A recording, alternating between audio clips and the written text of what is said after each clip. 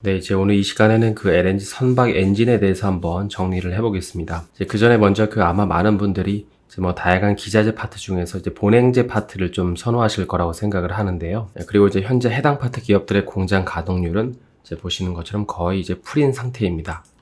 이거는 뭐 한국 카본만 이제 봐도 알 수 있죠. 그런데 이제 한편으로 공장이 풀가동되고 있다는 거는 이제 큐는 막혀 있고 이제 선가 상승에 따른 이제 P가 증가하는 걸 이제 기대해야 된다는 말과도 같잖아요.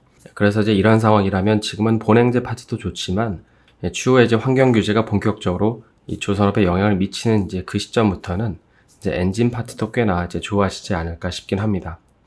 왜냐면 이제 현재는 그 LNG DF 엔진으로만 이제 개조가 가능하기 때문인데요. 물론 이제 지금 당장 뭐 한국카본이나 동성화인텍을 팔고 HSD 엔진이나 이제 STX 엔진을 이제 사자는 건 아니고요. 이제 기자재마다 수혜 시기가 다르니까 이제 이런 부분도 참고를 해보시면 도움이 될 것 같습니다.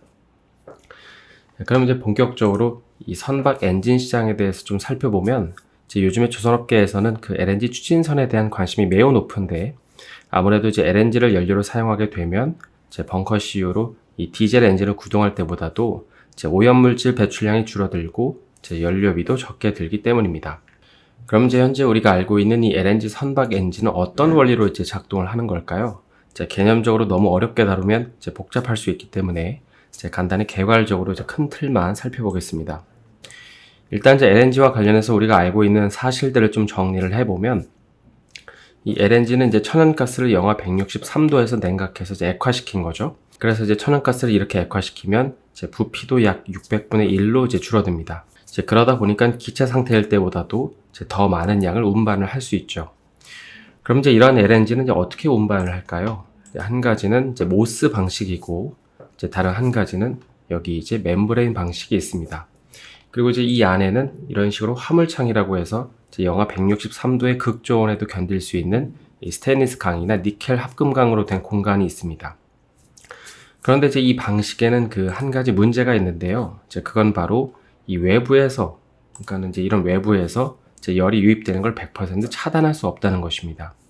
그러니까 이 안에서 이제 영하 163도를 유지시켜 준다고는 하지만 만약에 이제 배가 적도 부근의 열대 지방을 지나가게 되면 이제 온도 변화가 미세하게나마 오를 수도 있잖아요. 그래서 이제 대개 화물창 내부의 LNG는 이 전체 운송량의 0.1% 정도가 이제 기화가 됩니다. 그러니까 증발을 이제 하는 것이죠.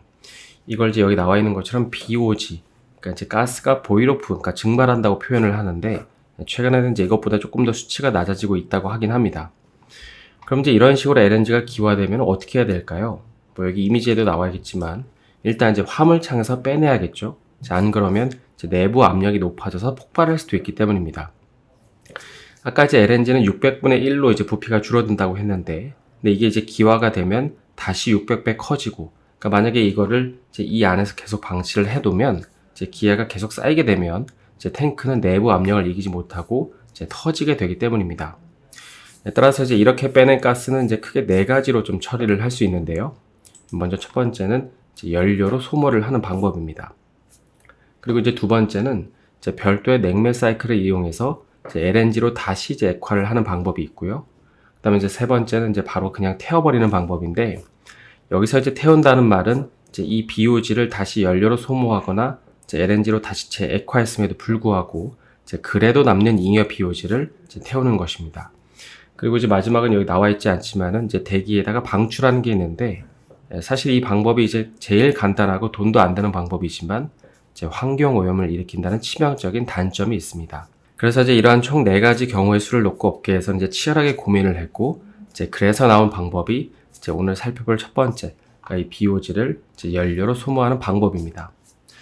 먼저 이제 그 스팀 터빈 엔진이라는 걸 이제 사용을 하기 시작하는데, 이제 2000년대 초중반부터 사용되던 이 방식은 이제 BOG를 이용해서 물을 끓이고, 그러니까 이런 식으로 이제 물을 끓이고 이 스팀으로 이제 터빈을 구동해서 이제 프로펠러를 돌리는 방식입니다. 그러니까 여기 보시면 이 집을 그 선박이라고 생각을 하시면 되는데, 이제 BOG랑 그 벙커 CU로 이런 식으로 이제 물을 끓이면 이제 스팀이 이제 발생을 하겠죠. 그래서 이제 이 스팀으로 이제 터빈을 돌리면 이제 프로펠러가 돌아가면서 이제 배가 앞으로 나아가는 이제 그런 방식입니다. 하지만 이제 이 방식의 단점은 일단 이제 열 효율이 30%밖에 안 됐고, 그러니까 이 연료를 태우면서 발생하는 이 과다한 CO2 배출량도 이제 큰 문제였습니다. 특히 이제 열 효율이 30%라는 거는 이제 100이라는 연료를 투입하면 이제 실제로 쓰이는 에너지량이 이제 30%밖에 안 될 정도로 이제 비효율적이었던 것이죠. 네, 하지만 이제 그럼에도 이 방식이 수십 년 동안 쓰였던 이유는 이제 앞서 언급한 이 BOG를 해결할 수 있는 별다른 다른 방법이 없었기 때문이었습니다. 이제 시간이 흘러서 2005년이 되는데요. 이제 이때는 우리가 잘 아는 이 DFDE라는 이제 이중 연료 엔진이 이제 등장을 하게 됩니다. 이제 그림으로 보시면 조금 이제 이해하기가 쉬울 것 같은데요. 이제 BOG 또는 이제 벙커 AU인 이 디젤 오일로 이 DF 엔진을 돌려서 전기를 이제 생산을 하면은 이 전기가 여기 이제 이 모터를 작동시켜서 결국에는 이 프로펠러를 돌리는 방식입니다. 물론 이제 직접 구동 방식의 디젤 엔진보다는 이제 20% 효율이 떨어지긴 하지만 이제 그래도 이 방식을 활용하면 열 효율이 최대 45%까지 올라가고 이제 운항 시에 발생하는 이 산화탄소 화합물도 이제 획기적으로 이제 줄일 수 있게 되죠. 그럼 이제 이중 연료 엔진 말고 삼중 연료도 있을까요? 이 현존하는 LNG 운반선의 약 25%가 이 삼중 연료 발전기 엔진이 있다고 하는데 이제 여기에는 LNG 그리고 이제 MDO라고 해서 이제 경유랑 중유를 혼합한 기름을 쓰고요. 또 이제 HFO라고 해서 이제 중유, 그러니까 이렇게 이제 세 개의 연료를 사용하는 이제 엔진도 있습니다. 그래서 이제 여기까지 최근 2010년대까지 곽광을 봤던 이 엔진의 종류에 대해서 살펴봤는데요. 정리를 해보면 이제 그간 LNG 선박들은 이제 골칫덩어리인 이 BOG를 이제 해결하기 위해서 이 스팀 터빈 엔진을 사용하기 시작했지만 이제 낮은 열 효율과 환경 문제 때문에 이제 DFD라는 이 새로운 이중 연료 전기 추진 방식의 엔진을 개발했고 이제 현재까지 이 엔진은 대세로 자리를 잡게 됩니다.